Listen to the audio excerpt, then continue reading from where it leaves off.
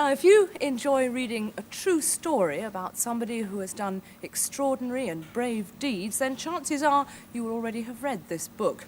It's called The Diary of Anne Frank, and it was written by a 13-year-old Dutch girl during the last war when she and her family hid from the Nazis for a whole 2 years in some secret rooms in Amsterdam.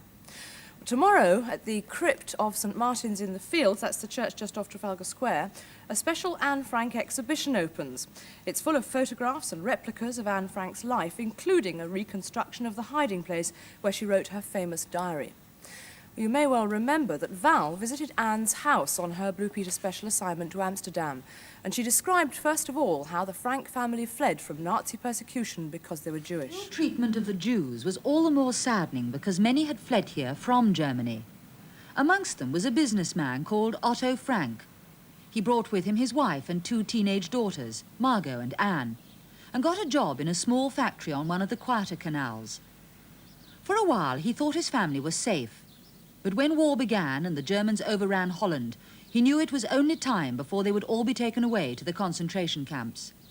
Their only chance was to hide, and Mr. Frank knew of an excellent hiding place. He told his wife and the girls to pack a few things. It wasn't safe to be seen in the streets with a suitcase, so they all wore as many clothes as possible. Anne packed her books and her curlers into her school satchel to avoid suspicion. Then they made their way here to Mr. Frank's office, where he told them to climb the steep staircase to the top floor. Margot and Anne had no idea where they were going or why.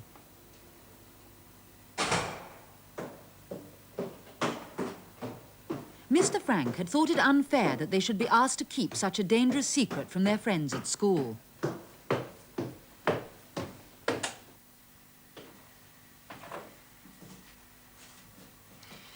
He led them in here, into what seemed to be a tiny box room. Then he took hold of this bookcase, which was full of files,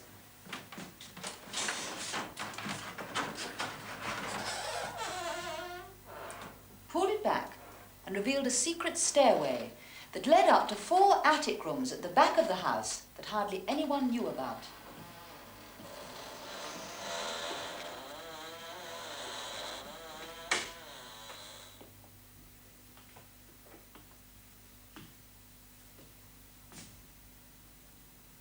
Just as Jan Hartmann had built a secret church in his attic, Otto Frank had discovered a secret annex to hide in till the war was over. Another family, the Van Daans, and a Jewish dentist called Mr. Dussel were to hide here too. And Mr. Frank warned them all there would be many problems.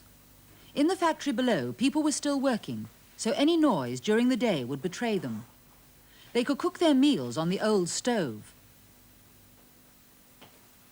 but they could only use the lavatory in the evenings, when there was no one downstairs to hear the sound of it flushing. Anne was horrified. She was a lively girl who liked to make plenty of noise. Only a few weeks before, it had been her 13th birthday. There'd been a party, and she and her friends had gone to see the film The Wonder Dog, Rin Tin Tin. There'd been lots of presents too, flowers and chocolates and books. Now Anne realized that there'd be no more parties, no cinema, no flowers or chocolates for a long time. All she had left were her books. Her favorite book was one like this. It was full of blank pages and had been a present from her parents. The idea was to use it as a diary, and Anne was thrilled. She began it straight away and wrote, "No one will be interested in the unbosomings of a 13-year-old schoolgirl, but I want to write." And she did, keeping her diary faithfully for the next 2 years. What she wrote in it was so moving that a film was made about it called The Diary of Anne Frank. In her diary, Anne tried to understand all the tension that surrounded her.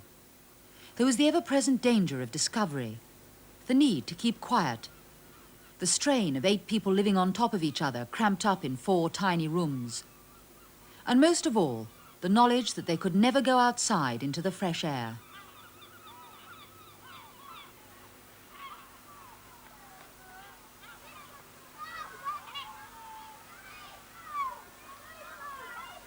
But although she was deprived of many things, Anne always looked on the bright side.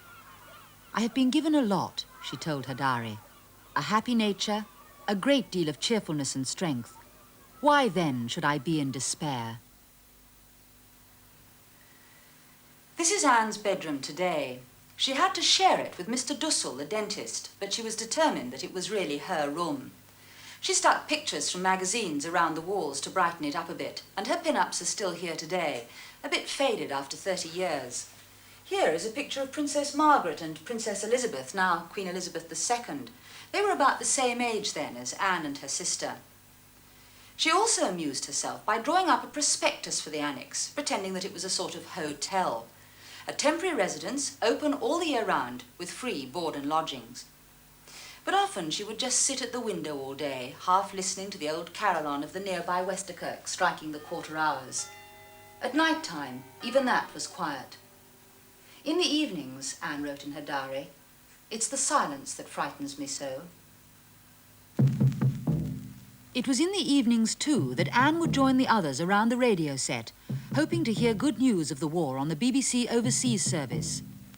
A few hours ago, watchers on Britain's southeast coast saw large formations of Allied aircraft pass overhead, heading for France.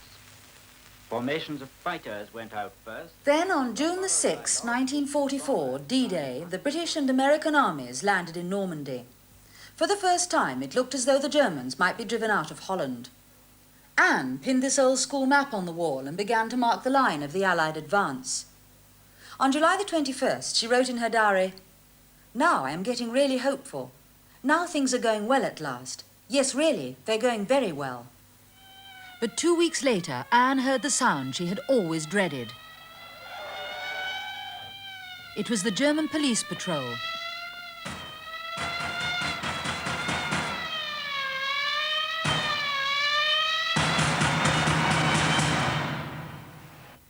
Anne was escorted downstairs with the others, hustled into the van and taken to the station. There they were all put on a train for Germany. Tragically, it was the very last convoy of Jews to leave Amsterdam before it was liberated by the Allied troops. Only Mr. Frank survived the concentration camp. Anne died in March 1945, only 2 months before peace was achieved. When Mr. Frank returned to Amsterdam after the war, his Dutch friends told him that they'd rescued some papers from the annex after it had been ransacked by the German troops.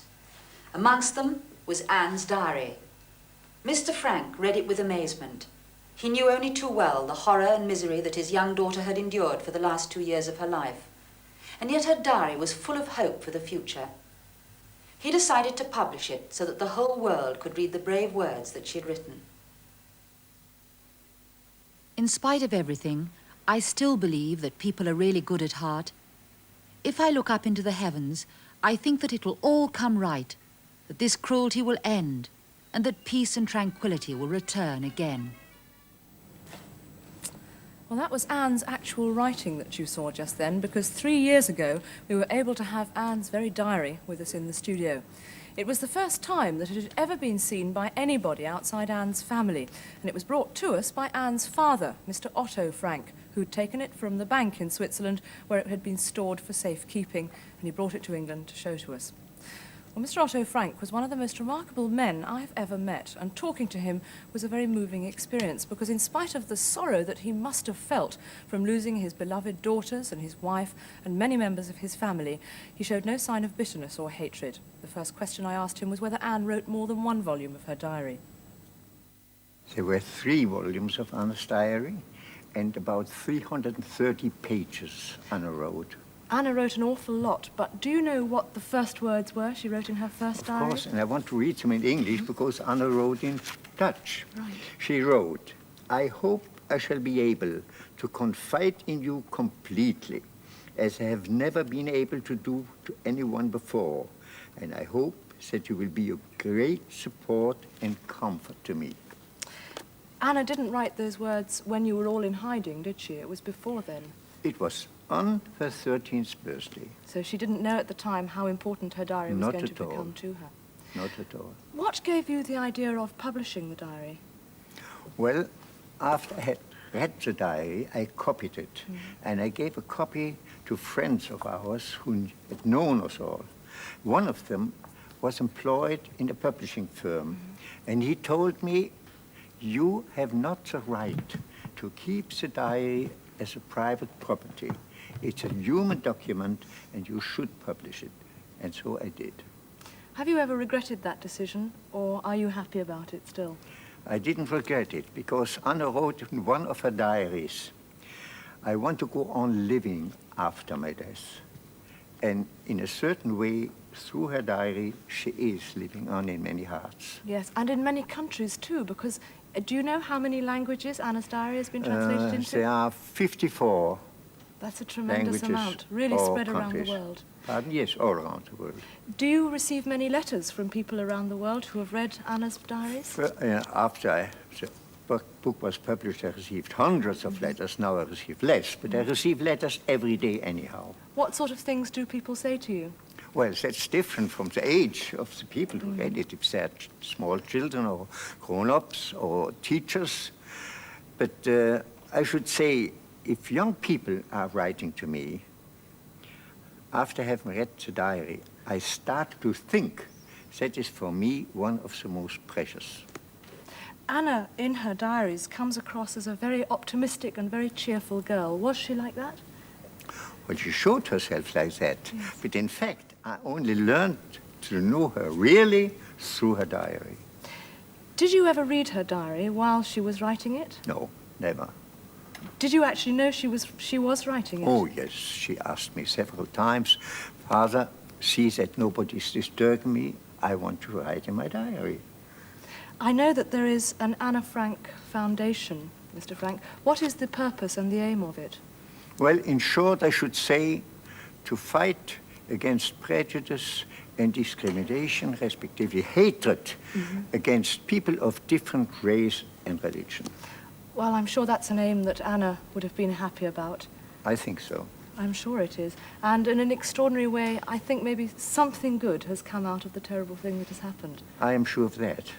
Do you think many people have used this book as an inspiration in Many moments did, and it changed even many lives. Yes. I know from young people who wrote me, after I have read Anna's diary, I choose to be a teacher or a doctor or even a clergyman. Very briefly, Mr. Frank, did it give you inspiration and courage to get through your ordeal? Every day. Mr. Frank, thank you very much indeed on behalf of me, and thank you very much on behalf of all the Blue Peter viewers who saw the film about Anna Frank and who wrote to us. I know they'll have been delighted and very moved to have seen Anna's real diaries. Thank you. A really remarkable man. He is. Extraordinary. As I said just now, I could have given him a hug. Lovely man. Do you know, he was 80 years old, Mr. Frank, when he visited us in the studio 3 years ago. I'm delighted to say he's still very much alive and well and involved with the Anna Frank Foundation, who are responsible for putting on the exhibition which opens tomorrow.